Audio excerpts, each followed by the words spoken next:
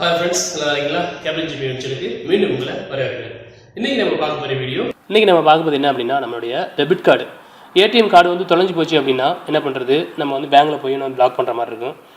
இல்லை நம்மளுடைய user name password தெரிஞ்சு கூட நம்ம ஏடிஎம் தொலைஞ்சதுக்கப்புறமா கூட யாரும் திருட பார்த்தாங்க அப்படின்னா கூட நம்ம வந்து டக்குன்னு வந்து பிளாக் பண்ண முடியாது. பேங்க்கு போய் தான் கம்ப்ளைண்ட் பண்ணுற மாதிரி இருக்கும்.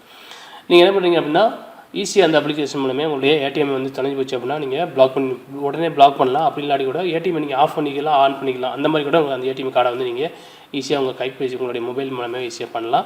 அது சம்மந்தமான பார்க்க போகிறோம். சரி வாங்க பார்ப்போம். இந்த அப்ளிகேஷன் அது எஸ்பிஐடைய எஸ்பிஐ குயிக்ன்றதுல இந்த அப்ளிகேஷன் நீங்கள் ஓப்பன் பண்ணிக்கங்க. ஓப்பன் பண்ணதுக்கப்புறம் பாருங்கள் வந்து account service, ATM debit card service, அப்புறம் வந்து கொஞ்சம் இன்ஃபர்மேஷன் அதெல்லாம் இருக்குது. ஃபஸ்ட்டு நீங்கள் அக்கௌண்ட் சர்வீஸ் ஓப்பன் பண்ணுங்கள்.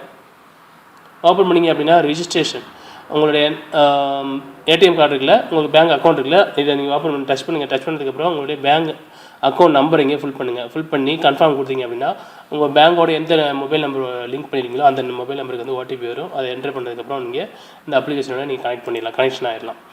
அப்புறம் என்ன பண்ணால் பேலன்ஸ் இருக்குது. நீங்கள் வந்து இந்த அப்ளிகேஷன் இருந்துச்சு இல்லை நீங்கள் கனெக்ட் பண்ணிட்டீங்க அப்படின்னா நீங்கள் இங்கே ஒரு மிஸ்கால் கொடுத்தா போதும், உங்கள் பேங்க்கில் வந்து உங்களுக்கு வந்து டீட்டெயில் அனுப்பிடுவாங்க, மெசேஜாக அனுப்பிடுவாங்க எவ்வளோ பேலன்ஸ் இருக்குது எவ்வளோ அப்படின்னு சொல்லிட்டு. அது மட்டும் இல்லாமல் கொஞ்சம் இதுவும் பார்த்துக்கலாம். அப்புறம் செக்கு எதுவும் சம்மந்தம் தேவைப்படுச்சுன்னா இங்கே பண்ணிக்கலாம். இல்லை உங்களுக்கு 6 மாதத்துடைய வரவு செலவு கணக்கு பார்க்கணும்னு நினச்சிங்கன்னா கூட இந்த ஆப்ஷன் மூலமாக ஈஸியாக நீங்கள் ஒரு மெசேஜ் மூலமாக 6 மாதத்துக்குள்ளே வரவு செலவு கணக்கு ஈஸியாக பார்த்துக்கலாம். அப்புறம் எஜுகேஷன் லோனு, ஹோம் லோனு, இந்த மாதிரி ரொம்ப இருக்குது. சரி, நம்ம பேக் வரேன். பேக் வந்துட்டு கீழே 2வது ஆப்ஷன் பாருங்கள், ஏடிஎம் டெபிட் கார்டு இருக்குல்ல, இதை கிளிக் பண்ணுங்கள். கிளிக் பண்ணிங்க அப்படின்னா அதில் பாருங்கள் ஏடிஎம் கார்டு பிளாக்கிங் அப்படின்றதுல, அப்புறம் ஏடிஎம் கார்டு ஸ்விட்ச் ஆன் ஆஃப், அப்புறம் ஜெனரேட் பின்னு. இந்த அப்ளிகேஷன் மூலமாக நீங்கள் பின்னு கூட ஜெனரேட் பண்ணிக்கலாம்.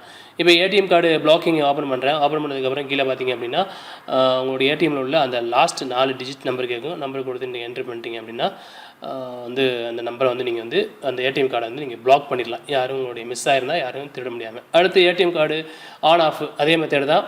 உங்களுடைய லாஸ்ட்டு 4 நம்பரு உங்கள் ஏடிஎம்க்கு பின்னாடி இருக்கும்ல, அந்த 4 நம்பரை கொடுத்ததோட நீங்கள் வந்து ஏடிஎம் கார்டை வந்து ஆன் ஆஃப் பண்ணிக்கலாம். இன்னொரு 2-3 ஆப்ஷன்ஸ் இருக்குது. அது மட்டும் இல்லாமல் இன்டர்நேஷ்னல் நேஷ்னல் மாற்றுறது உள்ள ஆப்ஷன்ஸ் இருக்குது.